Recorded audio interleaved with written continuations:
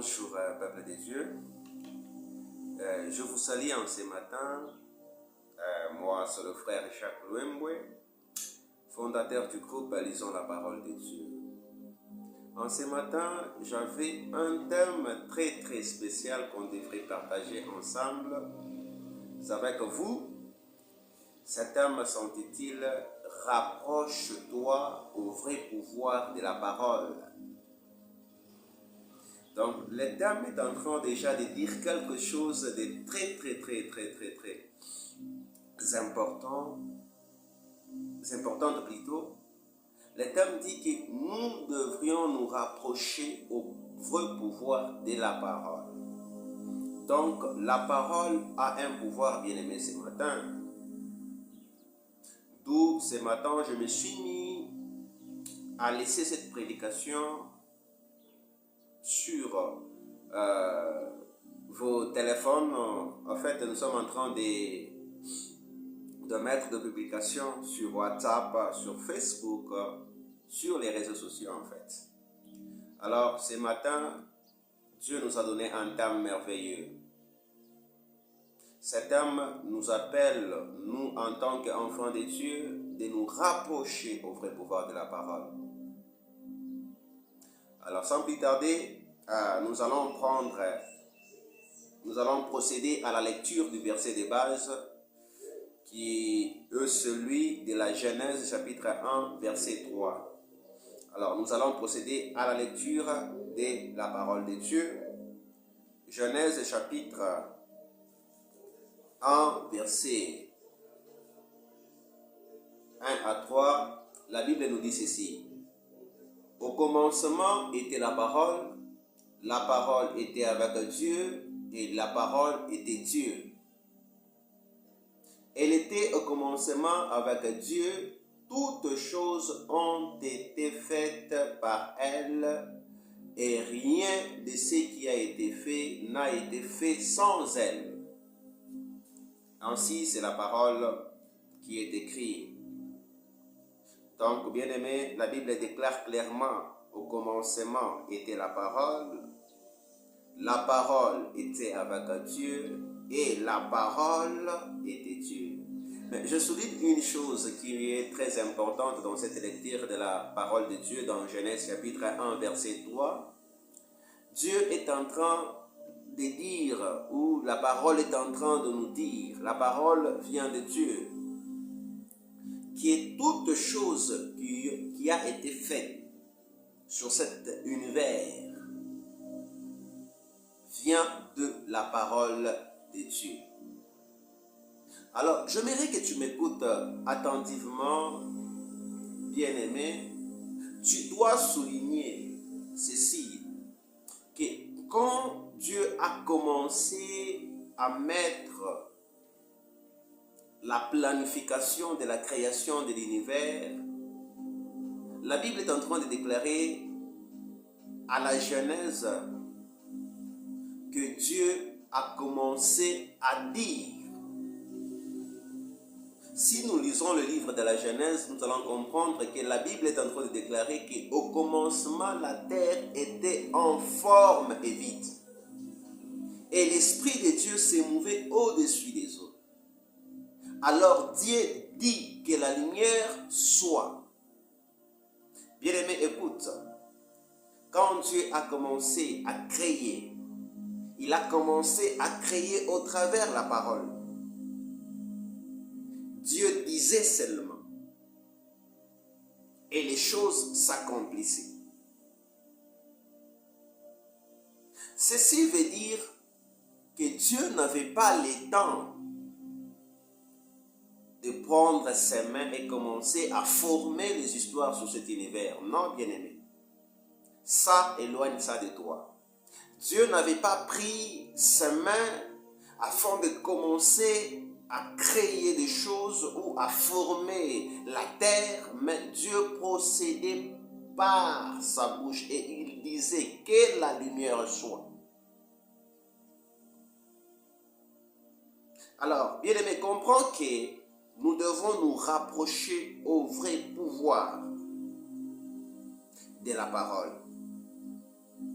C'est la parole de Dieu qui est en train d'appeler à l'existence les choses qui n'existent point, comme si elles existaient.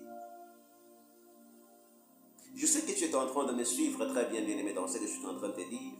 C'est la parole de Dieu qui appelle à l'existence les choses qui n'existent point, comme si elles existaient déjà.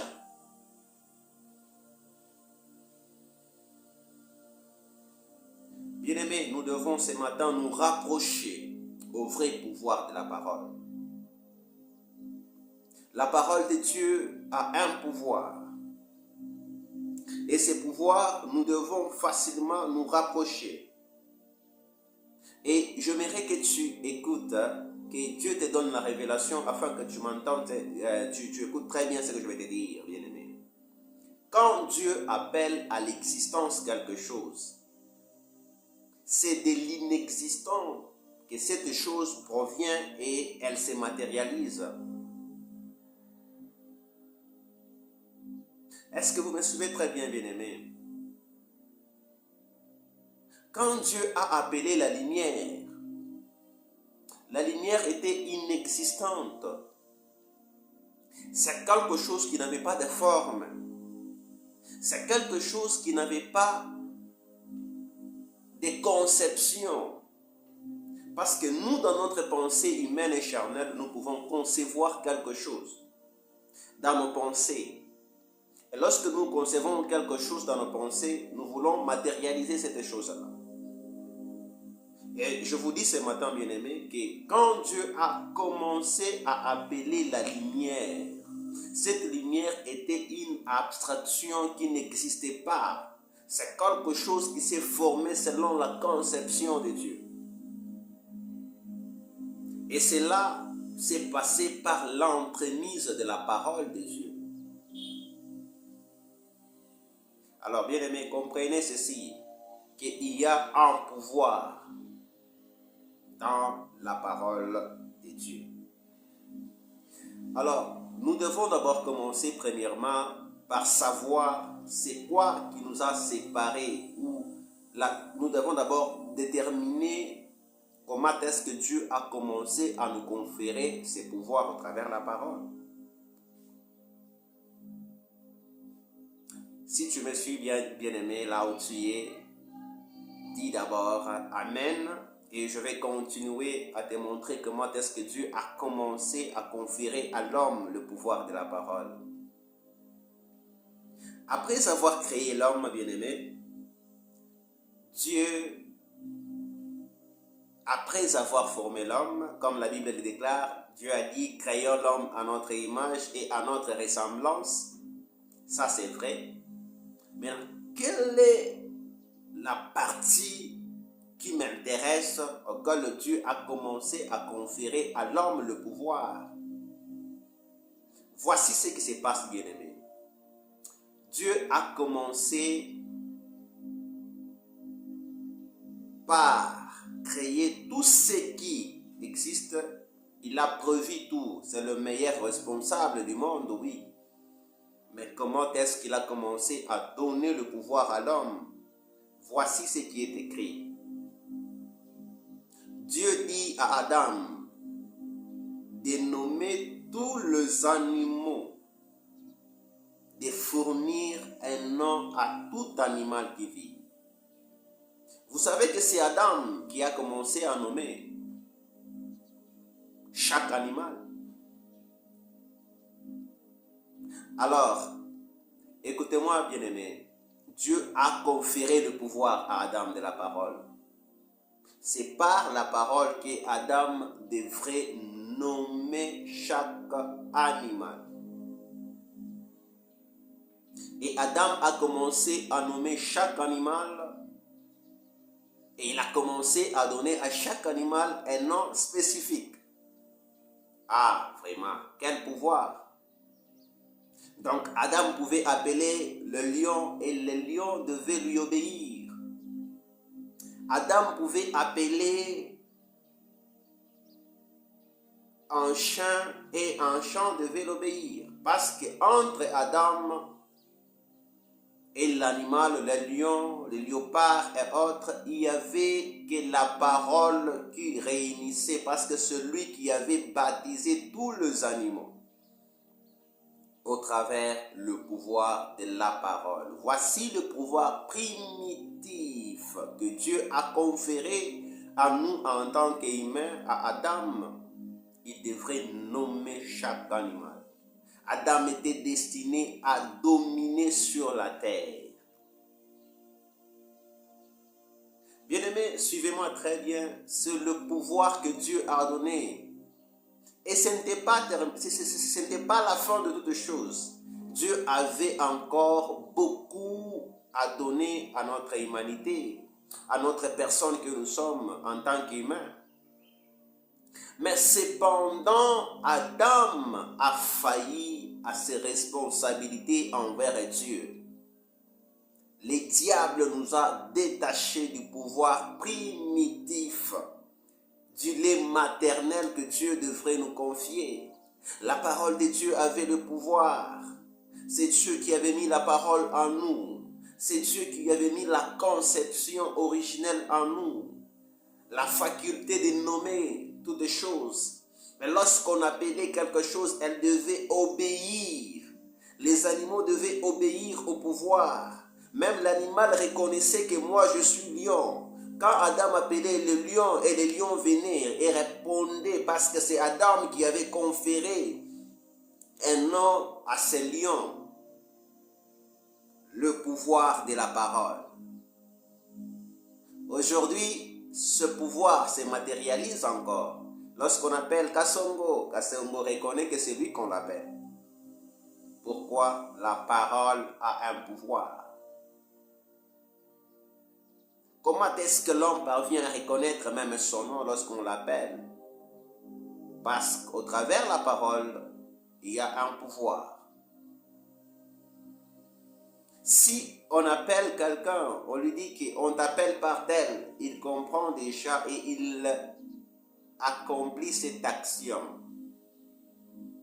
Mais nous avons été détachés du pouvoir maternel de la parole, bien-aimée. À cause de la foi, donc nous avons failli à notre responsabilité envers Dieu. Dieu nous a donné toutes choses. Il a dit à Adam et Ève, vous mangerez de tout arbre du jardin, mais quant à l'arbre de la connaissance du bien et du mal, vous n'en mangerez point de peur que vous mouriez. Mais le diable nous a détachés du vrai pouvoir de la parole. Ainsi, lorsque nous avons failli à notre responsabilité envers Dieu, le diable nous a détachés du pouvoir primitif. Nous avons perdu le pouvoir en nous. Et ni les lions, ni les animaux ne devaient plus nous obéir. Nous sommes entrés en conflit avec ce que nous avons bâti. Nous sommes entrés en conflit avec ce que nous avons nommé par nous-mêmes. Pourquoi? Parce que nous avons péché contre Dieu et nous nous sommes éloignés de la présence de Dieu.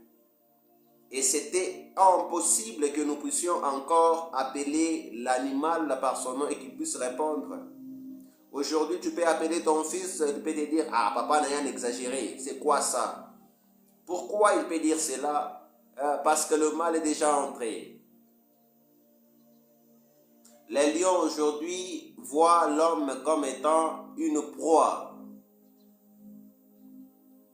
Même les esprits ne peuvent plus nous obéir, nous respecter. Pourquoi? Parce que nous avons perdu notre place par la désobéissance à la parole de Dieu. Mais hélas, j'ai une bonne nouvelle ce matin. La Bible dit ceci, car Dieu a tant aimé le monde qu'il a donné son Fils unique, afin que quiconque croit en lui ne périsse point, mais qu'il ait plutôt la vie éternelle. Bien-aimés, aujourd'hui, nous avons reçu la grâce divine, la grâce de Dieu. Et cette grâce, nous l'avons reçue au travers le nom de Jésus-Christ. La mission de Jésus-Christ était de nous rapprocher au vrai pouvoir de la parole. le même pouvoir que nous avons manqué à acquérir. Dieu nous a tant aimés et il a dit, je ne laisserai pas le monde ainsi. Il nous a envoyé Jésus-Christ afin que nous puissions encore revenir sur le même pas du pouvoir de la parole. Bien-aimés, écoutez ceci. Jésus-Christ est venu pour nous remettre dans la voie de la parole, afin que nous puissions acquérir encore le pouvoir de cette parole. Voici ce que Jésus est en train de dire. En mon nom, vous chasserez les démons. En mon nom, vous imposerez les mains aux malades et ils seront guéris.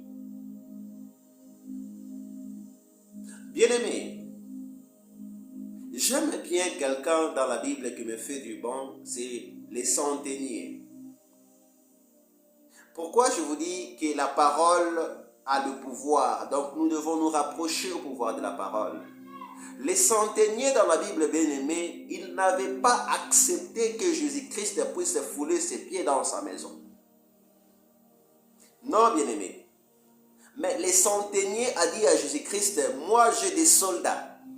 Je leur donne des ordres et ces soldats sont en train d'obéir. Donc toi, Jésus-Christ, tu n'as pas besoin de venir dans ma maison, non. Dis seulement un mot et mon serviteur sera guéri.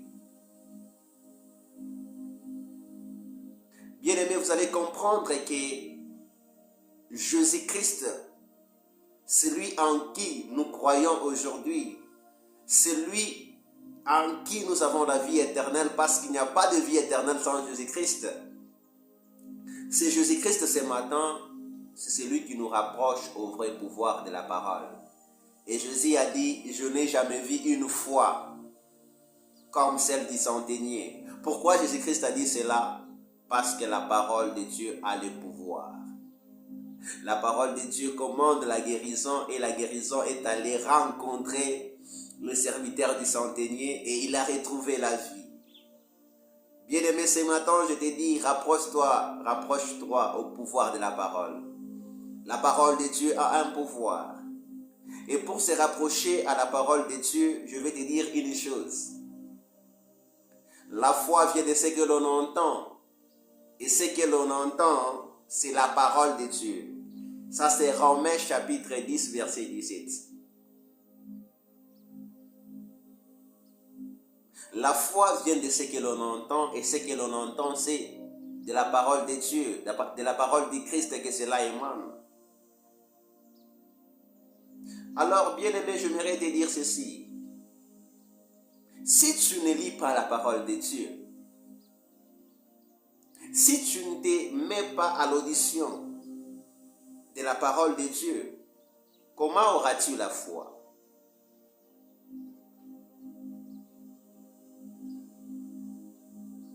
Parce que quelqu'un qui a de la foi, c'est quelqu'un qui ne doute pas de Dieu.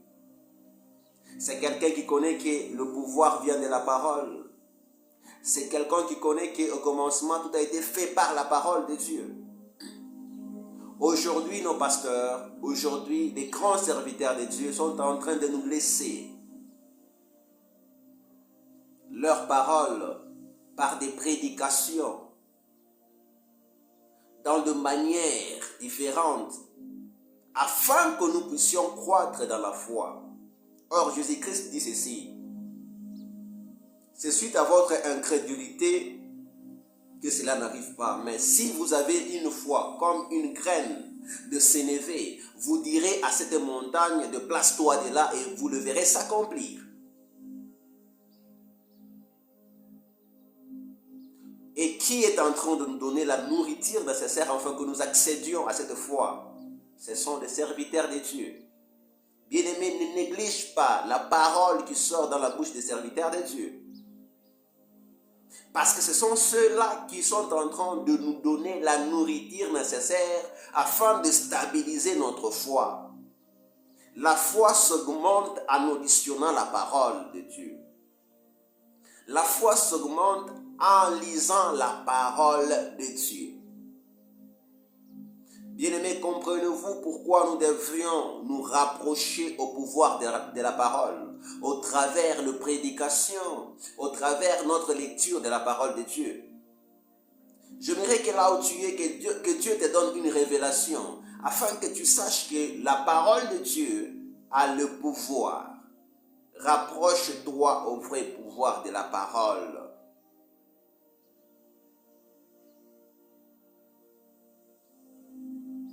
Alors, bien-aimé,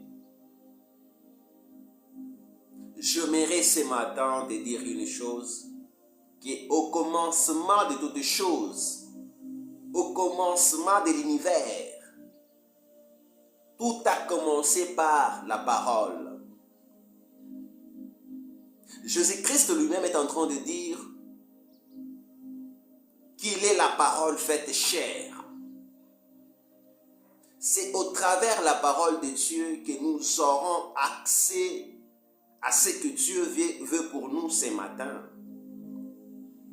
Si nous ne lisons pas la parole de Dieu et que nous n'agissons pas selon ce qui est écrit, il est difficile pour nous d'accéder à notre destinée.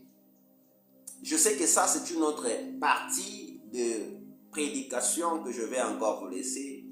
Mais entre nous et Dieu, ce qu'il y a, c'est la parole. L'homme ne peut recevoir que ce qui lui a été destiné au ciel. Et si l'homme ne se rapproche pas de la parole de Dieu, comment est-ce que l'homme entrera dans sa destinée? Bien-aimé.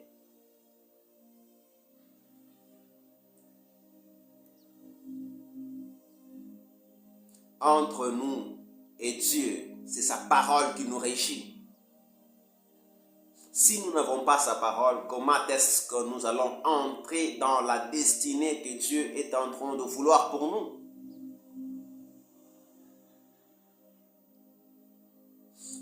Alors, je suis en train de t'appeler ce matin, de te rapprocher au pouvoir de la parole. La parole de Dieu a un pouvoir. La parole de Dieu nous édifie. La parole de Dieu nous console. Et la parole de Dieu a un pouvoir sur notre être. Nous avons failli au commencement. Nous n'avons pas tenu la responsabilité de cette parole. Nous avons été éloignés de Dieu, même du jardin, où on vivait paisiblement, où Adam pouvait nommer les animaux paisiblement. Il pouvait les appeler par la parole. Il pouvait commander aux animaux de venir et les animaux venaient. Alors que la bénédiction aussi, on peut l'appeler. La bénédiction aussi, on peut l'appeler au travers de la parole, au travers des déclarations de foi. Mais si en toi, il n'y a pas la sémence de la parole, il n'y a pas le vrai pouvoir de Jésus-Christ, comment est-ce que tu peux appeler la bénédiction dans ta vie? Bien-aimés, les anges ne sont pas à notre service, ils sont au service de la parole de Dieu. Si tu n'as pas la parole de Dieu en toi, il est impossible que les anges puissent habiter en toi. Il est impossible que les anges puissent t'amener ta bénédiction à ta destination.